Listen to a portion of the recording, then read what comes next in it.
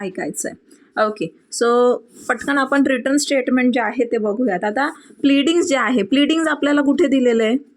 Pleadings कुठे सांगितलेलं आहे?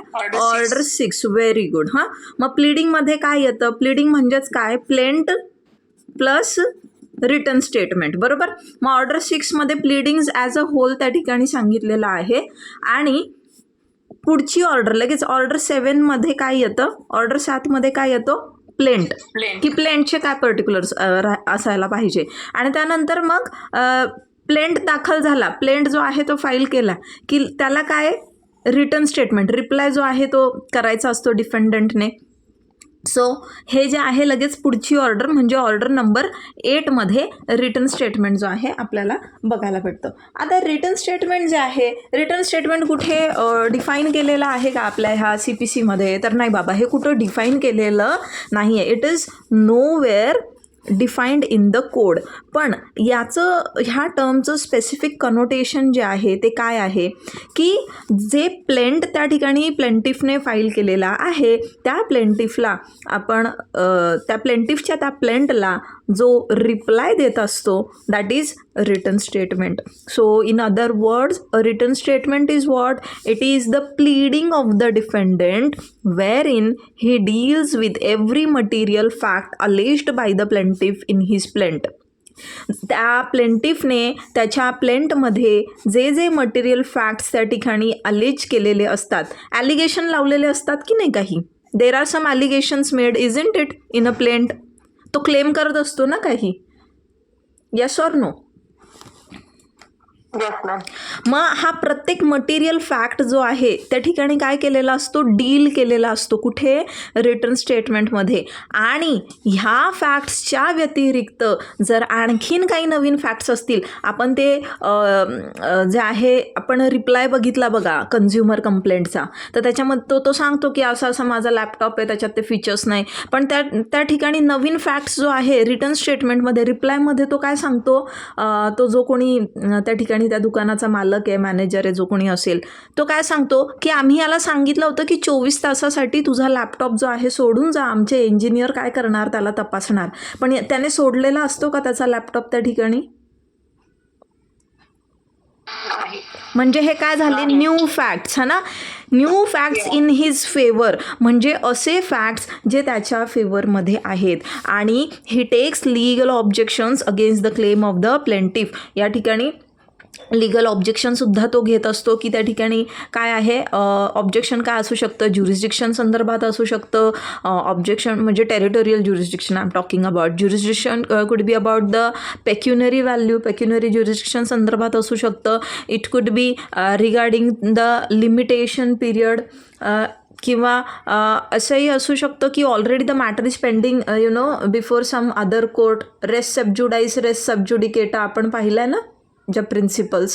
So these objections can be raised by that defendant. Now काय इम्पॉर्टन्स आहे बरं काय ह्या रिटर्न स्टेटमेंटचं? की या ठिकाणी जो प्लेंट आहे आणि जो रिटर्न स्टेटमेंट आहे, म्हणजे प्लेंटला रिप्लाय म्हणून जे रिटर्न स्टेटमेंट फाईल केलं जातं, तर त्याच्या बेसिसवरती नेमके कोणते फॅक्ट्स इन इश्यू आहेत सध्या हे असर्टन करायला कोर्टाला मदत होत असते. आणि त्या पार्टीजला पण एकमेकांना कळत असतं. Because certain facts are admitted by both the parties. पुन्हा कन्झ्युमरचा आपला ड्राफ्ट डोळ्यासमोर आणा. सर्टन फॅक्ट्स जे इथे दिले होते तेच तिकडे त्याने एक्सेप्ट केले होते, बरोबर.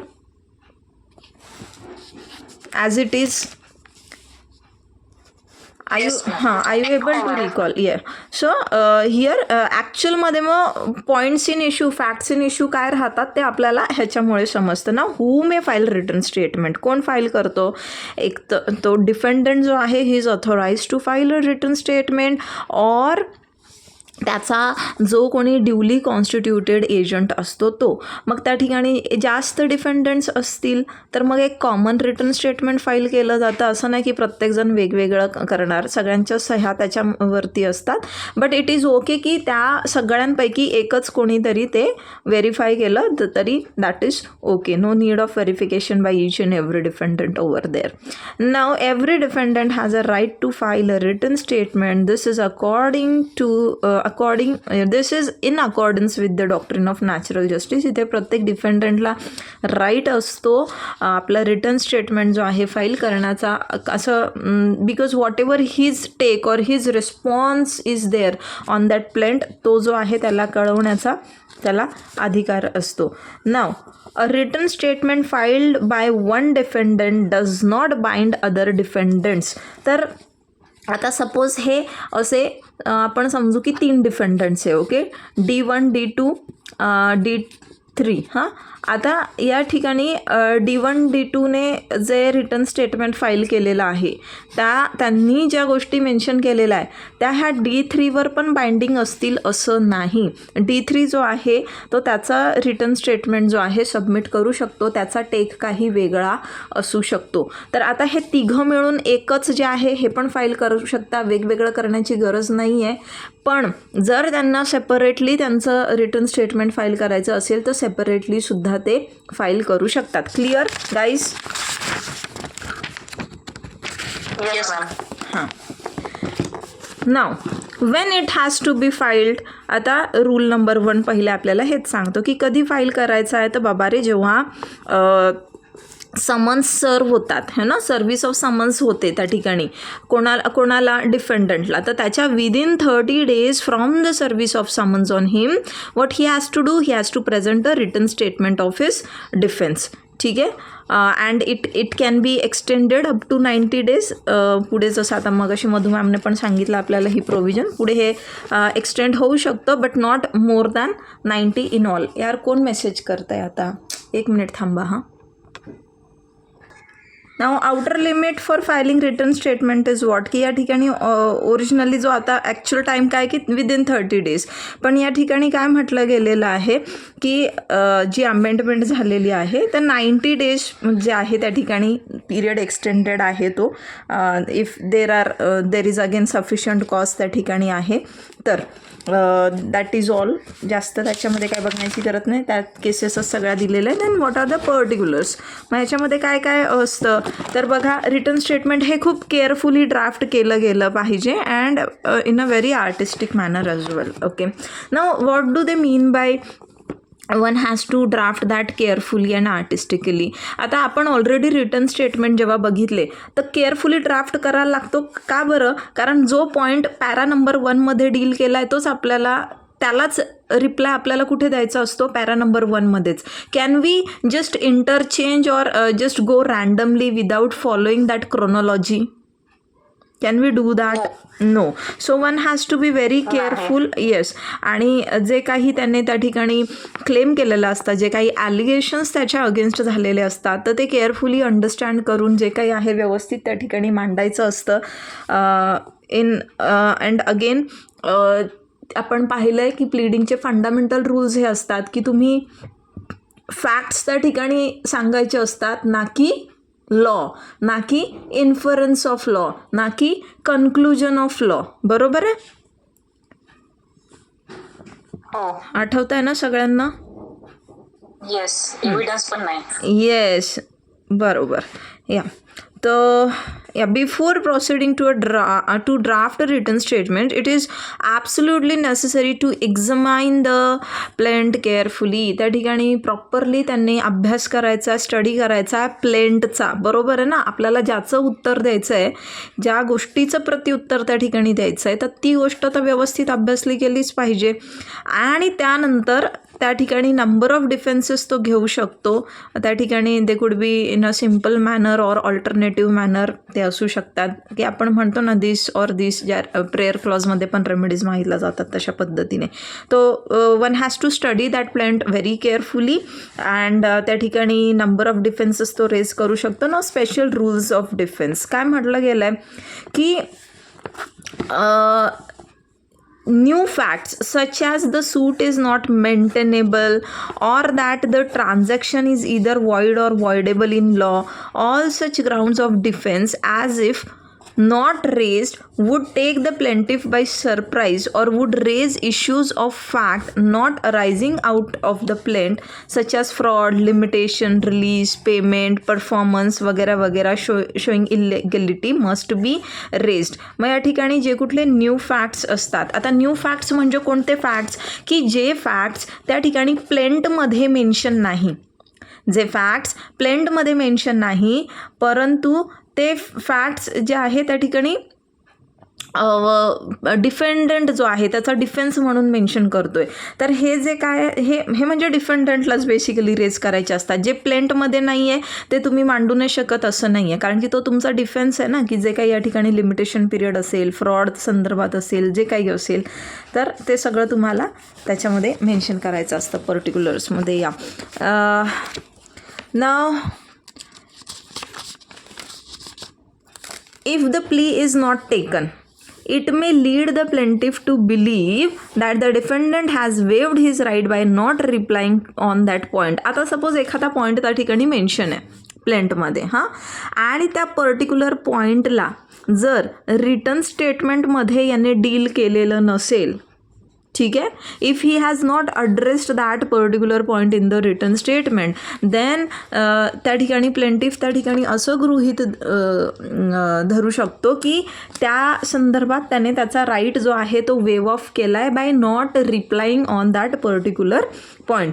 And defendant will not be entitled as of right to rely on any ground of defence which has not taken in his return statement. आणि मग त्या ठिकाणी डिफेंडंट जो आहे तो एंटायटल्ड नसणारे अशा कुठल्याही डिफेन्सच्या ग्राउंडवर रिलाय करण्यासाठी की जो त्याने रिटर्न स्टेटमेंटमध्येच रेज नाही केलेला आहे. So what is very important की असा पॉईंट जो असतो, अशी प्ली जी असते ती त्या ठिकाणी रिटर्न स्टेटमेंटमध्ये तुम्ही रेज करायला पाहिजे. आता जे डिनायल असतात म्हणजे एखाद्या गोष्टीला जर हा डिनाय करतो आहे आपला डिफेंडंट, मग तर डिनायल कसं असलं पाहिजे, डिनायल मस्ट बी स्पेसिफिक म्हणजे विशिष्ट असलं पाहिजे. की तो जर म्हणतो आहे की ती व्यक्ती जर असं म्हणते की मला जो आहे मला लॅपटॉप जो आहे चेंज करून देण्यात नाही आला किंवा मी जे आहे समोरच्या व्यक्तीने मला पेमेंट नाही केलं, मग तुम्ही एकदम इथे स्पेसिफिकली डिनाय करायचं आहे की पॅराग्राफ नंबर सो अँड सोमध्ये जे कंटेन्शन आहे दॅट इज कम्प्लिटली फॉल्स, कारण की मी प्लेंटिफला जे आहे अमुक अमुक चेक नंबर वगैरे काय जे काय असेल DD नंबर वगैरे ते तुम्ही मेन्शन करून त्याला पेमेंट केलेलं आहे. तर मग स्पेसिफिकली त्या ठिकाणी डिनाय करायचं असतं तुम्हाला फॅक्ट. जनरल नुसतं नाही की नाही जो प्लेंटिफ जे म्हणतोय ते मला मान्य नाही. आता प्लेंटिफ जे म्हणतोय ते मला मान्य नाही हे सेंटेन्स किंवा हे स्टेटमेंट कसं झालं, जनरल झालं, बरोबर आहे की नाही. It is so general in nature. Are you getting it? कारण तो प्लेंटिफ त्याच्या प्लेंटमध्ये 100 गोष्टी त्या ठिकाणी मांडतोय. आता 100पैकी तुला नेमकी कोणती गोष्ट मान्य नाही आहे, है ना. तर यू हॅव टू पॉईंट त्या ठिकाणी डील करायचं आहे त्याला, आणि तसंच स्पेसिफिकली डिनाय पण करायचं आहे की नाही मला प्लेंटिफने अशी कुठली ऑफर केली नव्हती, की नाही प्लेंटिफ जे म्हणतो आहे पेमेंट बाकी आहे तर असं कुठलं पेंडिंग नाही आहे पेमेंट, त्या ठिकाणी मी त्याला पेमेंट केलेलं आहे, what ever it is. Now the denial should not be vague or evasive. Again it should not be vague or evasive. म्हणजे काय, त्या ठिकाणी क्लॅरिटी असली पाहिजे. त्या ठिकाणी अगेन स्पेसिफिकली आणि एक्सप्लिसिटली त्या ठिकाणी गोष्टी डील केलेल्या पाहिजे, इव्हेसिवली नाही किंवा जनरली नाही. Vagueness is what, vague is something where no clarity is there. Okay. Then every allegation of fact in the plaint, if not denied specifically or by necessary implication or stated to be not admitted in the pleadings of the defendant, shall be taken to be admitted except as against a person under disability. ज्या गोष्टीचा तुम्ही म्हणजे जे allegation प्लेंटमध्ये केलेलं आहे त्या ॲलिगेशनला तुम्ही reply नाही केला, ओके, आणि स्पेसिफिकली ते डिनाय नाही केले, जे ॲलिगेशन इकडं प्लेंटमध्ये लावलं त्या ॲलिगेशनला स्पेसिफिकली डिनाय नाही केलं, तर मग या ठिकाणी काय तिथे कन्सिडर केलं जातं की तो जो पॉईंट आहे तो ह्या डिफेंडंटने काय केला आहे, ॲडमिट केला आहे. म्हणजे जो क्लेम या ठिकाणी प्लेंटिफचा होता तो डिफेंडंटने काय केला, मान्य केला असं गृहीत धरलं जाणार. अनलेस मग या ठिकाणी एक्सेप्शन दिलेलं आहे की जे पर्सन अंडर डिसेबिलिटी असतात. Now disability you all understand है ना, we have already seen in limitation. या तो these are certain rules that we need to follow. पुढे केसेस दिलेल्या आहेत भरपूर साऱ्या. आय गेस एस पीमध्ये पण आणखीन काही पॉईंट्स मेन्शन असतील, तेवढे एकदा बघून घ्या. हां, now documents relied on in written statement, की ज्या रिटन स्टेटमेंटमध्ये जेव्हा म्हणजे त्याचा जो बेसिकली डिफेन्स ज्या डॉक्युमेंटच्या बेसिसवर आहे, ओके, ते सगळे डॉक्युमेंट्स त्याला त्याच्या to support his defence he has to produce. म्हणजे या ठिकाणी मॅन्डेटरी आहे. जर तो त्या ठिकाणी म्हणतोय की अमुक अमुक चेक नंबरने ह्या डी क्रमांक किंवा जो काय असेल किंवा जे काय फोनपेचं ट्रान्झॅक्शन आहे, तर भाई डॉक्युमेंट दिखाव. तुम्हाला ते डॉक्युमेंट दाखवायचं आहे की काय त्या ठिकाणी ट्रान्झॅक्शन झालं आहे. तुम्ही ज्या डॉक्युमेंटच्या बेसिसवर तुमचा रिप्लाय देताय ना, तुम्ही डिफेन्स घेताय, तर ते प्रत्येक डॉक्युमेंट ज्याच्या बेसिसवरती तुम्ही तुमचा डिफेन्स घेताय किंवा तुम्ही तुमचा डिफेन्सला सपोर्ट करतायत, तर असे प्रत्येक डॉक्युमेंट त्या ठिकाणी प्रेझेंट करायचे असतात कोर्टासमोर. If the defendant fails to produce them they will not be received in evidence except with the leave of the court. आणि जर डिफेंडंटने ते प्रोड्यूस केले नाही, he failed to produce those documents, मग त्या ठिकाणी नंतर ते एव्हिडन्स म्हणून जे आहे कोर्ट एक्सेप्ट करणार नाही. बिकॉज कोर्ट त्या ठिकाणी ना असं म्हणजे एक प्रोव्हिजन आहे की फॉर्जरी वगैरे, फ्रॉड वगैरे याच्या थ्रू मग तुम्ही नंतर बनावटी दस्तावेज जे आहे बनवून आणाल वगैरे वगैरे. मग याच्या करता काय आहे, मग कोर्ट एकदमच घेत नाही का, ॲब्सोल्युटली घेणारच नाही का. तर देर आर याला पण थोडंसं रिलॅक्सेशन आहे की court will accept those documents कधी, जेव्हा लीव ग्रांट करतं ते. ना what is leave? Leave is basically permission, है ना, की एखादी अशी गोष्ट जी ऑर्डिनरी कोर्समध्ये कोर्ट अलाव नाही करत, ती गोष्ट तुम्हाला अलाव करण्यासाठी जेव्हा कोर्ट परमिशन देतं त्याला आपण with the leave of the court असं म्हणतो. ठीक आहे. सो या ही प्रोव्हिजन जी आहे कोणत्या डॉक्युमेंट्सला अप्लाय करत नाही, की कोणते डॉक्युमेंट्स त्या ठिकाणी आधीच तुम्हाला सबमिट करायचे आणि नंतर एव्हिडन्स म्हणून नाही तुम्ही नंतर सबमिट करू शकणार. तर असे डॉक्युमेंट जे क्रॉस एक्झामिनेशनसाठी रिझर्व केलेले आहेत. ठीक आहे. असे डॉक्युमेंट्स की जे विटनेसची फक्त मेमरी रिफ्रेश करण्याकरता त्याला हँडओव्हर केले जातात. रिफ्रेशिंग हिज मेमरी, तुम्हाला एव्हिडन्स ॲक्ट आठवला का?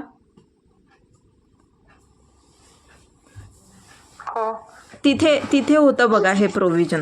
तर ह्या डॉक्युमेंट्सवर हे प्रोव्हिजन ॲप्लिकेबल नाही आहे. हे जे क्रॉस एक्झामिनेशनसाठी की जे फक्त मेमरी रिफ्रेश करण्यासाठी असतात. ओके, तो दिस वॉज आपला रिटन स्टेटमेंट. रिटन स्टेटमेंटचे हे काही जनरल रूल्स होते. आता आपण जे आहे पुढचा टॉपिक जो आहे आपला दॅट इज सेट ऑफ आणि काउंटर क्लेम. तुम्हाला याच्यावरचे नोट्स पाठवले आहे का मी? सेट ऑफ काउंटर क्लेम नाही मॅम. नाही का? ओके, ठीक आहे. मी नोट बनवली आहे तशी, बघते मी. हे जमलं तर हे पाठवते, नाहीतर मग ती नोट बनवलेली आहे ती पाठवते. ओके, रिटन स्टेटमेंट क्लिअर आहे सगळ्यांना? हो मॅम. हां, पटकन एकदा रिवाईज करा. Written statement order number 8. Very good. 8. हां, ऑर्डर 8. हां, रिटन स्टेटमेंट काय आहे? स्टेटमेंट ऑफ रिप्लाय डिफेंडंटचा रिप्लाय आहे. Defendant deals with every material fact alleged by plaintiff. Very good. Try to answer in English only. Why I'm telling you this is because you have to write your exams now, है ना. So जितकं possible होईल तितकं जे आहे आता legal लँग्वेजचा वापर करा. Okay, so basically it is a defence statement हा ना, it is a reply to the plaint. Okay, त्याच्यामध्ये सगळे फॅक्ट्स जे आहे, जे अलेस्ड फॅक्ट्स असतात त्याला रिप्लाय दिलेला असतो. ओके, नाव टेल मी की who files a written statement? Defendant. Or Defendant. or Agent of defendant. Duly Can be duly constituted असं म्हणायचं. ड्युली कॉन्स्टिट्यूटेड एजंट असंच म्हणायचं, नुसतं एजंट म्हणायचं नाही. Duly constituted agent of the defendant. Okay, हां पुढे या. Now yes, who can file it? हां, ज्युरिस्टिक पर्सन आर्टिफिशियल पर्सन करू शकतो का? आपण प्लेंट पाहिलं ना, प्लेंटिफ जो आहे तो कोणी कंपनी असू शकते, कोणी बँक असू शकते. हां, तसं इथे असू शकते की नाही? हो, असू शकते. हां, ओके. नाव या ठिकाणी रिटर्न स्टेटमेंट कधी फाईल करायचं आहे? What is the time period when one has to, one means when the defendant has to file the return statement? 30 days or with special reason 90 days. असं नाही. हां, कुठून 30 days? After giving summon. Giving नाही, service of summons. period of 30 days. हां, so कुठून आणि कुठून हा पिरियड सुरू होतो हे बघा. तुम्हाला मगाशी पण मी सांगितलं की within 30 days from the date of service of summons. किती? Within 30 days from the date of service of summons. ठीक आहे. हां, आता हा जो पिरियड आहे हा आउटर पिरियड काय आहे याचा? Outer limitation 90 days. Okay. Then what are the particulars which are mentioned there in a written statement?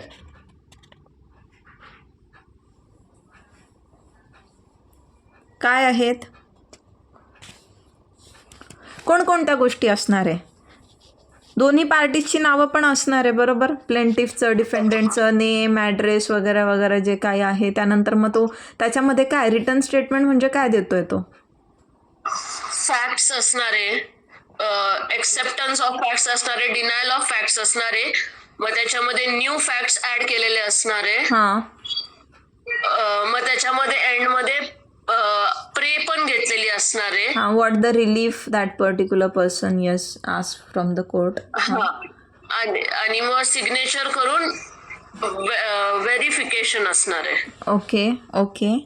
हां, anyone else come on fast.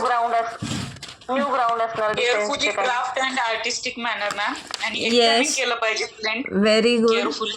हां, before drafting the written statement one has to carefully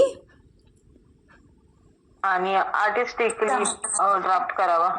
हां, carefully त्याचं examination करायचं आहे आणि व्यवस्थित त्या ठिकाणी ड्राफ्ट करायचं आहे. ते तर कसं करायचं आहे मग? मी तुम्हाला काहीतरी महत्त्वाचं तुम्हाला हां, एक्झॅक्टली त्या ठिकाणी yes, point two point.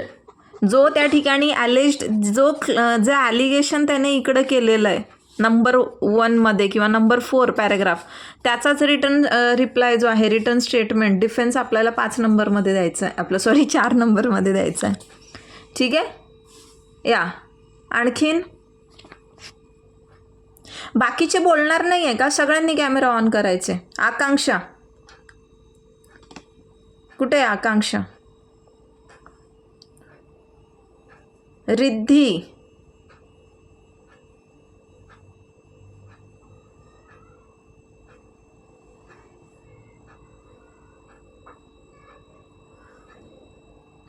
Shailendra sir, काय असणार आहे रिटर्न स्टेटमेंटमध्ये?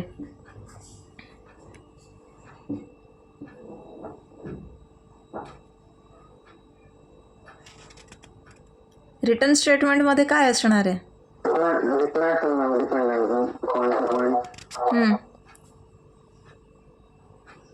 ते डिनायल कसं पाहिजे रिद्धी? डिनायल आणि इव्हॅजिव्ह डिनायल. नाही ma'am, Madhu ma'am, Seema ma'am आणि Mahesh, I know you people are very attentive but these other people are not speaking at all. So I want answers from them also, कारण यांना पण पेपर लिहायचे आहेत ना. आकांक्षा मी सांगते असं मध्ये सोडून नाही जायचं मीटिंग. उत्तर प्रश्न विचारले की तुम्ही लगेच सोडून जातात, हे नाही चांगलं. मॅडम आवाजच आला नाही मला म्हणून रिजॉईन केलं. हां, आकांक्षा सांग, डिनायल कसा असला पाहिजे? डिनायल कसे असायला पाहिजे? कोण सांगेल? कविता मॅम. स्पेसिफिक असला पाहिजे मॅडम. Yes, specific. कोणी दिलं हे उत्तर? अनिकेत. हां, स्पेसिफिक डिनायल पाहिजे. कसा नको डिनायल? सॅटिस्फाईड रिझन असला पाहिजे. नाही, तो सॅटिस्फाईड रिझन आहे की नाही ते तर कोर्ट बघेल, पण डिनायल तुम्हाला स्पेसिफिक पाहिजे ना. हो. मी मागाशी जसं सांगितलं 100 गोष्टी त्यांनी त्याच्या प्लेंटमध्ये लिहिलाय. जनरल, हां, डिनायल कसा नको? जनरल नको. डिनायल कसा नको? इव्हॅजिव्ह नको. शब्द रिपीट करा. हे प्लेंट आणि रिटर्न स्टेटमेंट येणारच आहे.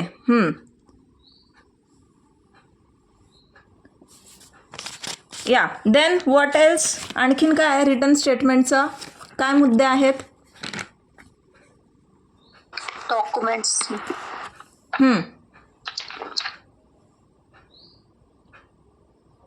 डॉक्युमेंट्स काय?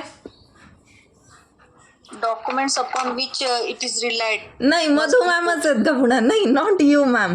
तुम्ही तिघं नाहीच आता, apart from you.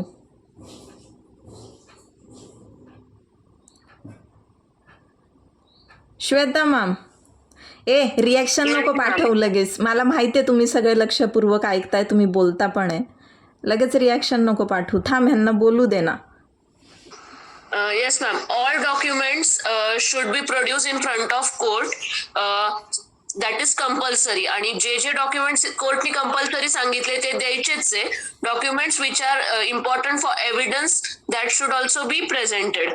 Exception of documents is documents for cross examination and documents for memory refreshment can be exception in it. Okay, so what words you must use is ki defendant is bound to produce all the documents to support his defense. कुठे? Before the court. In front of court नाही. ठीक आहे? Before the court. आणि जर if he fails to produce, मग त्या ठिकाणी court receive करणार आहे का ते ॲज अन एव्हिडन्स? नंतर लेटर स्टेजवर जेव्हा एव्हिडन्सची म्हणजे जेव्हा ट्रायल सुरू होते आणि एव्हिडन्सची स्टेज येते, तेव्हा एव्हिडन्सच्या स्टेजला मग कोर्ट ते रिसीव करेल का? जर सुरुवातीला त्याने नाही ते दिलेत तर नाही. एक्सेप्ट. आता थांबा तुम्ही सगळे, मला यांना विचारू द्या. आशुतोष सर, एक्सेप्ट कधी ते कोर्ट जे आहे त्याला मान्य करणार आहे, म्हणजे कधी अलाव करणार ते डॉक्युमेंट्स प्रोड्यूस करायला? पर्सनची डिसेबिलिटी असेल तेव्हा, अंडर डिसेबिलिटी.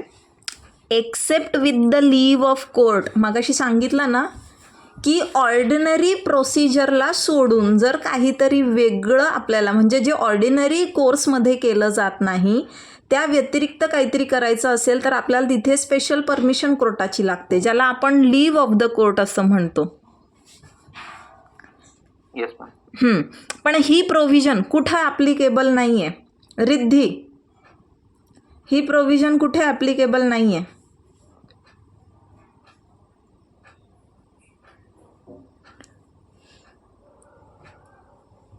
निधी,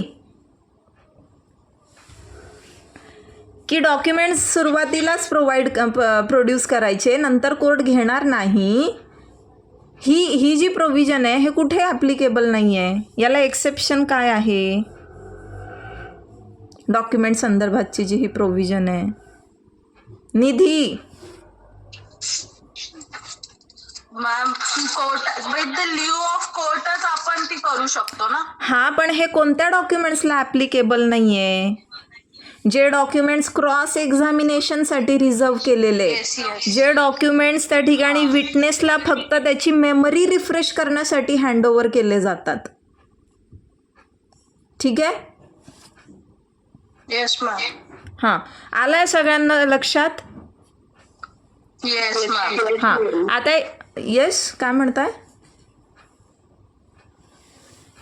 येस मॅम. ओके. आता ह्याच्यामध्ये खरं तर सेट ऑफ आणि याच्याकरता पण आहे म्हणजे काही 1-2 पॉईंट्स त्या ठिकाणी मेन्शन केले मला वाटतं SP-मध्ये, पण सेट ऑफ आणि counter claim as a individual separate topic आपण बघणार आहे, त्याच्यामुळे मी याच्यामध्ये ते मिक्स केलेलं नाही आहे. तर 1 मिनिट.